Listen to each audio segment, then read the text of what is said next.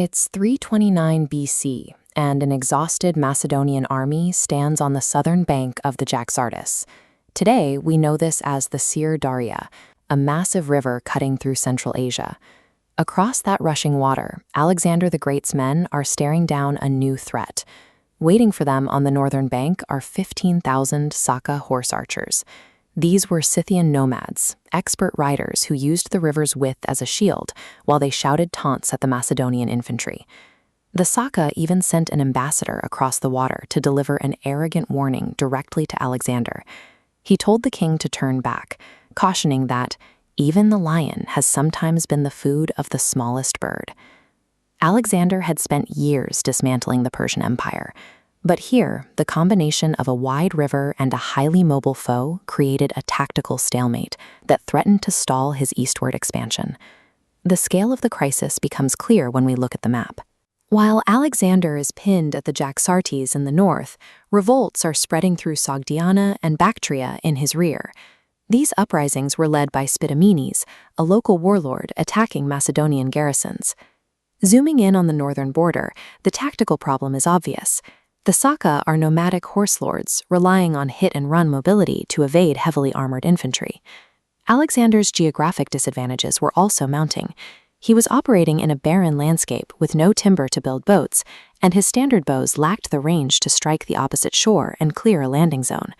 Alexander could not afford a two-front war. To secure his borders, he needed a method to cross a major river and force a mobile enemy into a decisive fight. To cross without timber, Alexander turned to a makeshift solution. He ordered his men to take their leather tent skins, stuff them with dry straw, and sew them shut to create buoyant rafts. But there was a risk. Crossing a fast river on stitched-together leather bags makes the infantry easy targets for a swarm of nomadic archers. This chart shows Alexander's solution. While the Saka arrows fell short of the southern bank, Alexander deployed heavy siege engines, catapults, and ballistas directly on the riverbank to act as field artillery. The impact of these missiles forced the Saka front line to pull back. The heavy stones and bolts mortally wounded one of their commanders, clearing the immediate northern edge of the water. By deploying siege engines in an open field role, Alexander projected lethal force across the water. This bought his army time to land and establish a beachhead on the far bank. The crossing was slow and dangerous. The Macedonians had to kneel on their rafts, linking their shields to form a protective roof against the plunging arrow fire as they paddled against the current. Once they landed, they faced a familiar problem. If the heavy infantry advanced, the Saka would simply retreat and maintain their distance. Alexander needed to keep the nomads in place. He decided on a calculated sacrifice. Alexander sent a small, isolated vanguard of mounted spearmen charging directly into the center of the Saka lines. As we see in this tactical view, the Saka took the bait. Believing they had found a vulnerable target, they swarmed the vanguard, forming their circle of death to shoot the trapped spearmen from all sides. By utilizing his own men as bait, Alexander manipulated the nomads' predictable patterns. He had successfully fixed a highly mobile army into a static position. Looking at the wider battlefield, the trap closes. While the Saka were preoccupied with the vanguard, the rest of the Macedonian army was moving into position to surround them. Alexander first unleashed his Kraken archers.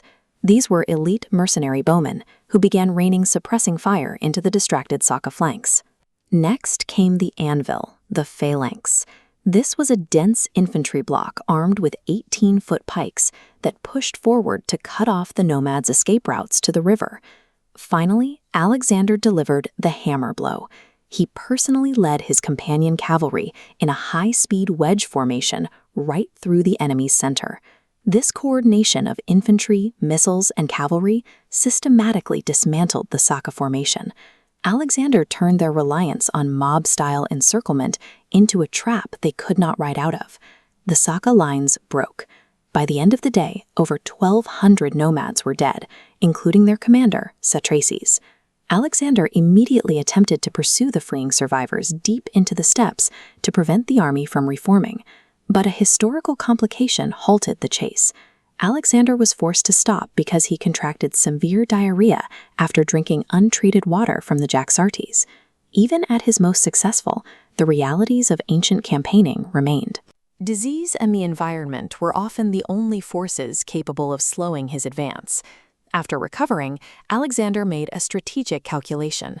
Instead of executing or ransoming the 150 captured Saka, he released them all without condition. This act of mercy achieved his goal.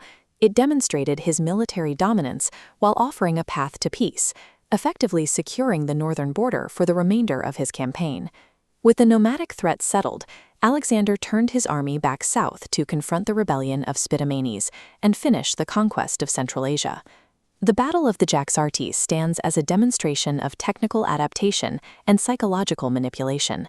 Alexander bypassed a geographic barrier with field engineering and forced a mobile enemy into a static fight through a calculated sacrifice.